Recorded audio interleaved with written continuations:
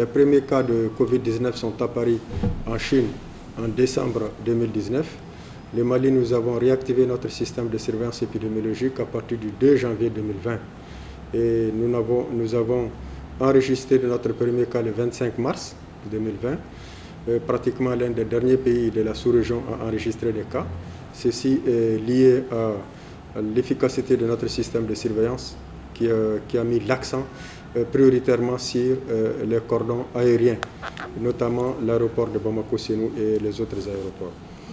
Et donc à la 11e semaine de l'épidémie, nous avons eu une baisse de la courbe épidémique et qui a continué pendant pratiquement 5 à 6 semaines. Et les dernières semaines, les 3 ou 4 dernières semaines, nous avons une petite remontée, n'est-ce pas, de la courbe épidémique qui est restée en plateau depuis un certain temps. C'est dû au fait que, nous avons déjà avec la réouverture des frontières et surtout avec les miniers, notamment la mine de Fekola, où nous avons régulièrement des cas. Nous avons pratiquement près de 10% des cas positifs et uniquement au niveau de la mine de Fekola. Parce que c'est des gens qui effectivement arrivent directement au niveau de la mine sans passer par l'aéroport de Bamako-Sénou. Donc le contrôle n'est pas fait.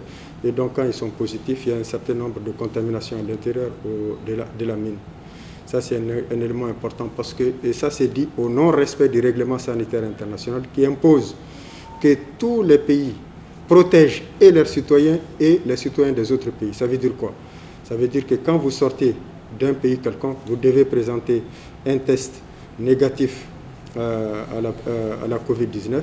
De la même manière, quand vous rentrez dans un pays, vous devez présenter aussi un test négatif. Ce que beaucoup de pays ne font pas. Et nous, le Mali, nous nous conformons scrupuleusement à ce règlement sanitaire international. C'est ce qui fait que les passagers qui sortent du Mali doivent préalablement avoir un certificat Covid-19 négatif. Et ceux qui rentrent aussi, c'est de la même manière. Mais il y a certains, malheureusement, qui ne passent pas directement par, en tout cas, la principale voie aérienne et qui vont directement au niveau des mines. Ça, c'est un élément assez important. Donc, aujourd'hui, nous avons une petite remontée, mais qui reste en plateau, sans avoir un nombre assez important, une moyenne de 7 à 8 par jour. Donc, nous ne sommes pas à l'abri, effectivement, d'une poursuite de cette tendance pendant encore plusieurs mois, ce qui fait que nous conseillons à nos compatriotes de respecter les mesures barrières telles qu'elles avaient été édictées. Et ça, c'est des éléments extrêmement importants parce que beaucoup de concitoyens pensent qu'aujourd'hui, lorsque nous avons la baisse de la courbe épidémique, d'ailleurs nous avons eu pratiquement 4 jours où il n'y avait aucun cas, donc ils ont cru qu'on est à la fin de l'épidémie, ce qui n'est pas encore le cas.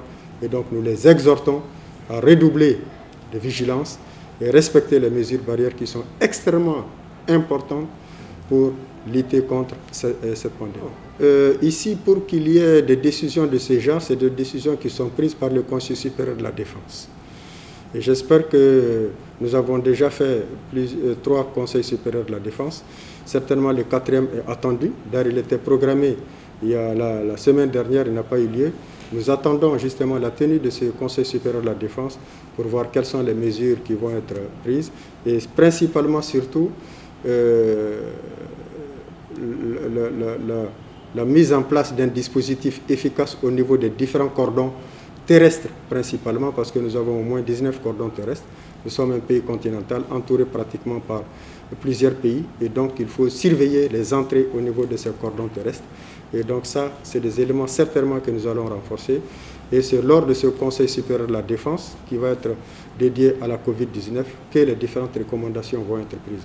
Mais je rappelle que jusqu'à présent, les recommandations anciennes, notamment le port du masque dans tous les lieux publics, est encore de rigueur, de vigueur, mais malheureusement, beaucoup de gens ne le respectent pas.